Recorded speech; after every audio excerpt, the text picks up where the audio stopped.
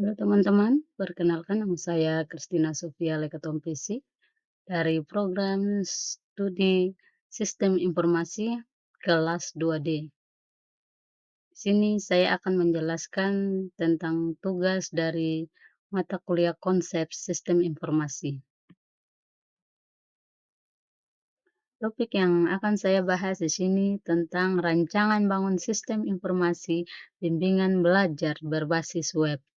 Ini merupakan studi kasus dari Lembaga Bimbingan Belajar Tadica yang beralamat di Jalan Patimura nomor 42, Samarinda, seberang Kalimantan Timur, telah berdiri sejak tahun 2010 sampai saat ini. Berikut tentang pengertian dari bimbingan belajar. Kita tahu terlebih dahulu bahwa bimbingan belajar adalah suatu bentuk kegiatan dalam proses belajar yang dilakukan oleh seseorang yang telah memiliki kemampuan lebih dalam banyak hal untuk diberikan kepada orang lain, yang mana bertujuan agar orang lain dapat menemukan pengetahuan baru yang belum dimilikinya serta dapat diterapkan dalam kehidupannya. Sistem informasi bimbingan belajar berbasis web merupakan sebuah sistem bimbingan belajar bagi siswa melalui internet. Tujuan untuk merancang sistem pembelajaran dari bimbingan belajar berbasis web yang dapat diakses melalui internet dan dikelola oleh administrator sehingga pembelajaran menjadi cepat, tepat, dan akurat. Setiap siswa dapat mengunduh atau mendownload materi atau soal, melakukan percakapan atau sharing dengan siswa maupun administrator lewat media chat room, dan dapat melakukan ujian secara langsung atau online. Rumusan masalah terbentuknya pembelajaran berbasis web, yaitu pemerintah menghadapi berbagai kendala dalam rangka meningkatkan mutu pendidikan. Sementara keberhasilan mutu pendidikan sangat tergantung dari keberhasilan proses belajar mengajar yang merupakan sinergi dari komponen-komponen pendidikan, baik kurikulum, tenaga pendidikan, sarana prasarana, sistem pengelolaan, maupun berupa faktor lingkungan alamiah dan lingkungan sosial dengan peserta didik sebagai subjeknya. Untuk meningkatkan mutu pendidikan, maka dilakukan pengembangan bimbingan belajar berbasis web ini. Pengembangan bimbingan belajar elektronik berbasis web yang menjelaskan mengenai suatu sistem bimbingan belajar bagi siswa melalui internet yang diasuh oleh para tentor atau guru yang berkompeten di bidangnya untuk membantu siswa menyiapkan diri menghadapi ujian nasional. Berikut ini penjelasan tentang sistem informasi. Teman-teman, sistem informasi merupakan suatu kumpulan prosedur organisasi yang pada saat dilakukan akan memberikan informasi bagi pengambil keputusan atau untuk mengendalikan organisasi. Sistem informasi yang baik akan memiliki sistematika yang jelas, ringkas dan sederhana serta mudah dipahami. Mulai dari pemasukan data, pengelolaan data dengan prosedur tertentu, dan penyajian informasi yang akurat, serta distribusi yang jelas, maka akan memudahkan dalam pengambilan keputusan. Oleh karena itu, sistem informasi dituntut untuk lengkap, ringkas, dan teratur sehingga tidak memusingkan pengguna informasi tersebut. Pembelajaran dengan menggunakan sistem informasi dapat dimanfaatkan untuk meningkatkan kinerja yang berpengaruh pada bidang pendidikan. Peningkatan kualitas pendidikan dapat dilakukan dengan adanya suatu sistem informasi bimbingan belajar yang berbasis web, yang menampilkan suatu informasi bimbingan belajar yang dapat diakses melalui website resmi dari lembaga bimbingan tersebut. Kita lihat beberapa hal yang termasuk dalam bimbingan belajar berbasis web. Yang pertama, basis data. Data merupakan fakta mengenai suatu objek seperti manusia, benda, peristiwa, konsep, keadaan, dan sebagainya yang dapat dicatat dan mempunyai arti secara implits. Data dapat dinyatakan dalam bentuk angka, karakter, atau simbol, sehingga bila data dikumpulkan dan saling berhubungan, maka dikenal dengan istilah basis data. Yang kedua, data flow diagram atau disingkat DFD. Data flow diagram atau DFD ini adalah suatu model logika data atau proses yang dibuat untuk menggambarkan dari mana asal data dan kemana tujuan data yang dikeluarkan dari sistem, di mana data disimpan, proses apa yang menghasilkan data tersebut, dan interaksi antara data yang tersimpan dan proses yang dikenakan pada data tersebut. Yang ketiga, diagram konteks atau konteks diagram. Diagram konteks adalah diagram yang terdiri dari suatu proses dan menggambarkan ruang lingkup dari sistem. Diagram konteks merupakan level tertinggi dari DFD atau data flow diagram yang menggambarkan seluruh input dan output dari sistem serta berfungsi memetakan model lingkungan. Yang keempat yaitu Entity Relationship Diagram atau yang disingkat ERD. Entity Relationship Diagram atau ERD adalah gambar atau diagram yang menunjukkan informasi dibuat, disimpan, dan kemudian digunakan dalam sistem bisnis. Yang kelima yaitu flowchart. Flowchart dapat didefinisikan sebagai sebuah bagan atau chart yang menunjukkan aliran di dalam program atau prosedur sistem secara logika. Flowchart adalah bagan-bagan yang mempunyai arus yang menggambarkan langkah-langkah penyelesaian suatu masalah. Yang keenam, web. Web merupakan framework arsitektur untuk memasuki dokumen-dokumen yang saling berhubungan yang terbesar di ribuan komputer di seluruh internet. World Wide Web atau yang disebut juga Web3 adalah ruang informasi di internet tempat dokumen-dokumen hypermedia disimpan dan dapat diambil melalui suatu skema alamat yang baik. Yang ketujuh adalah HTML. HTML atau Hypertext Markup Language adalah semacam bahasa pengkodean, bukan sebagai bahasa pemrograman. Hypertext berarti halaman yang dibuat dapat dirangkai atau di-link dengan halaman ini. Sedangkan markup berarti format dokumen.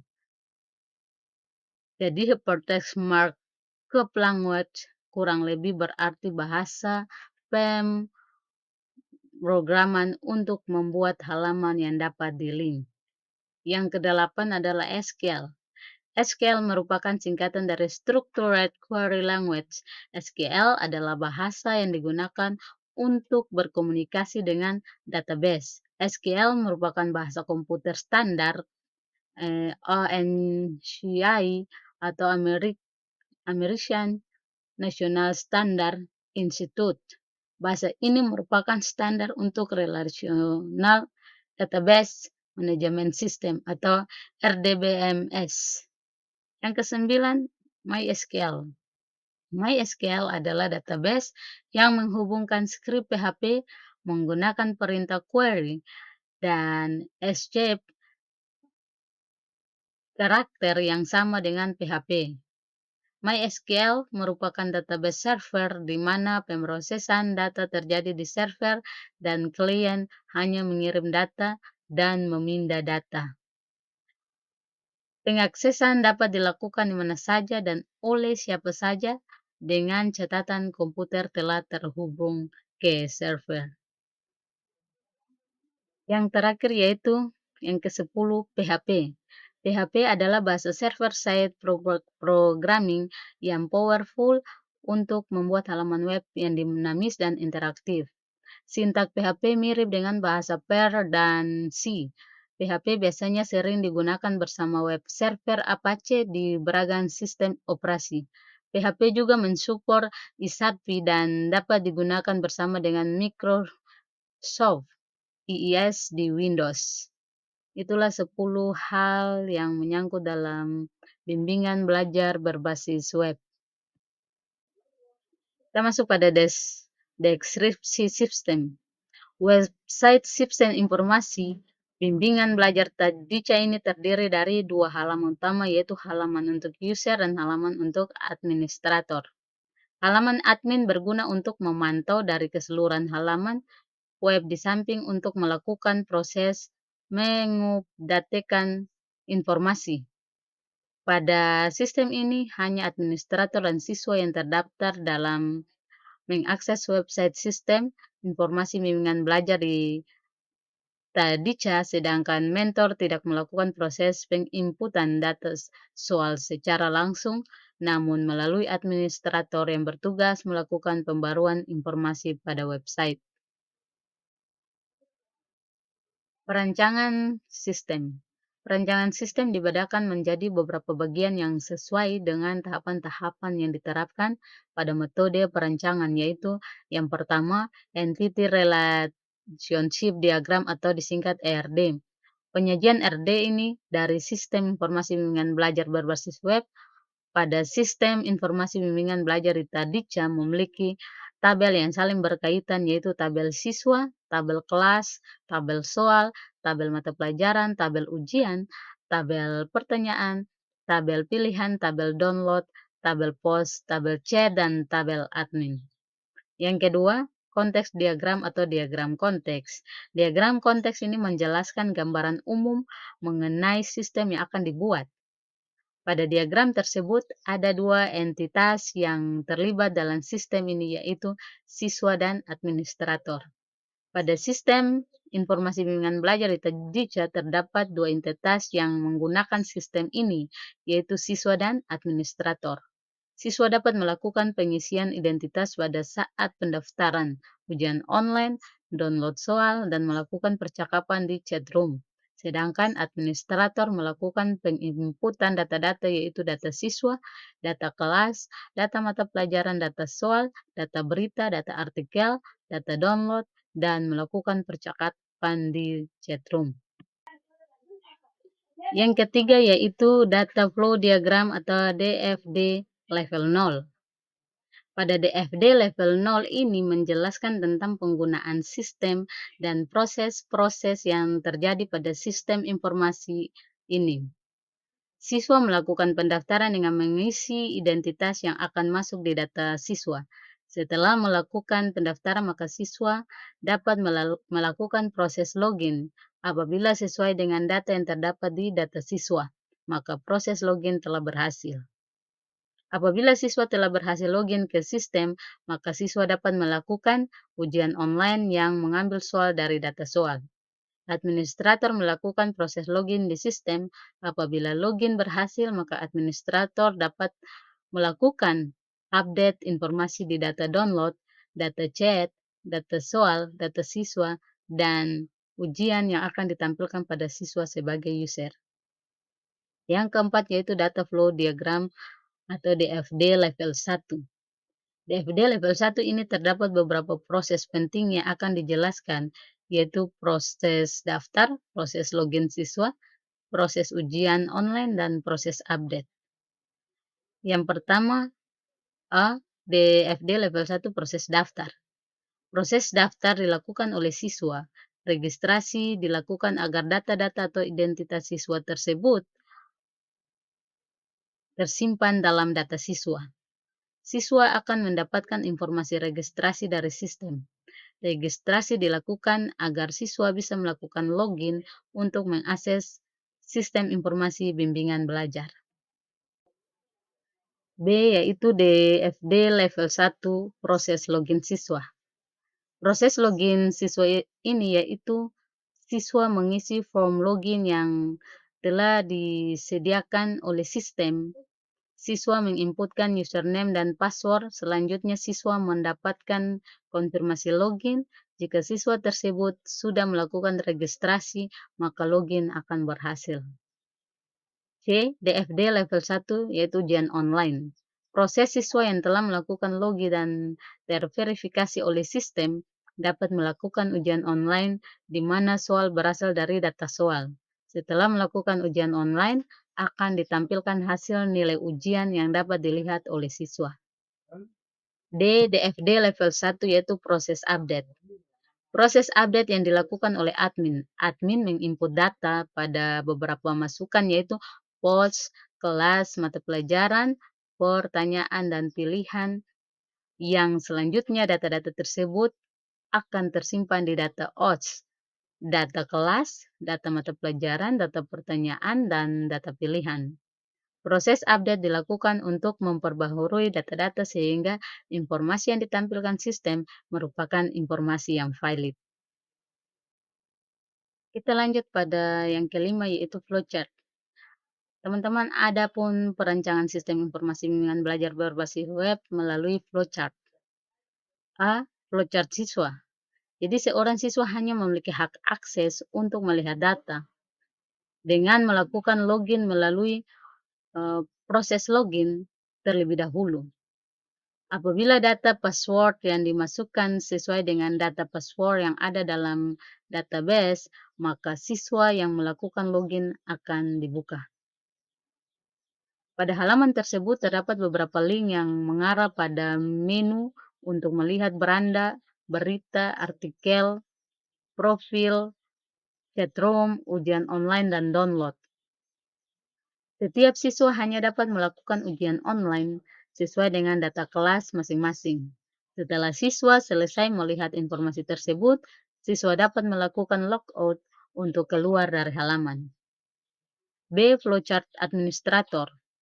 Jadi seorang administrator melakukan login terlebih dahulu untuk masuk ke dalam sistem. Apabila user ID dan password sesuai, maka akan mengarahkan pada halaman admin. Apabila password tidak sesuai, maka sistem akan membawa administrator ke halaman login kembali untuk mengulang. Di halaman admin terdapat beberapa link yang berfungsi untuk menampilkan data kelas, data siswa, data mata pelajaran, data soal, data download, data berita, data artikel, dan data chat yang semua link tersebut berguna sebagai fasilitas menuju pada proses penambahan data, perubahan data, penghapusan data yang dilakukan oleh admin karena admin memiliki hak akses yang luas. Kita masuk pada implementasi. Jadi sistem informasi ini dibagi menjadi beberapa halaman. Dalam sistem informasi ini terdapat halaman yang memiliki hak akses sendiri. Berikut halaman yang ada pada sistem informasi bimbingan belajar berbasis web ini yaitu halaman siswa terdiri dari satu login siswa, yang kedua form pendaftaran, yang ketiga halaman menu chatroom, yang keempat halaman menu ujian online setelah login, dan yang kelima halaman menu download sebelum login, dan yang keenam tampilan mengunduh soal. Yang berikut halaman administrator terdiri dari satu tampilan login administrator. Dari penjelasan-penjelasan tersebut, maka kita masuk pada kesimpulan yaitu dengan adanya sistem informasi lembaga bimbingan belajar berbasis web pada bimbingan belajar di Tadika, maka peneliti dapat mengambil kesimpulan yaitu A. Pengkoordinasian masalah pengolahan data-data akademik lembaga bimbingan belajar di Tadika meliputi data kelas, data siswa, dan data soal menjadi cepat dan tepat. B. Dengan adanya sistem informasi bimbingan belajar di Tadika, maka dalam proses pembelajaran bagi siswa menjadi efektif dan efisien karena siswa dapat memperoleh soal-soal latihan yang dapat dikerjakan secara online maupun diunduh di website sistem informasi tersebut. C. Dengan adanya sistem informasi bimbingan belajar Tadika, proses penyimpanan data akademik menjadi lebih terorganisasi karena tersimpan dalam satu database. Oke teman-teman, itulah sedikit penjelasan dari saya tentang rancangan bangun sistem informasi bimbingan belajar berbasis web. Kurang dan lebihnya saya mohon maaf dan terima kasih.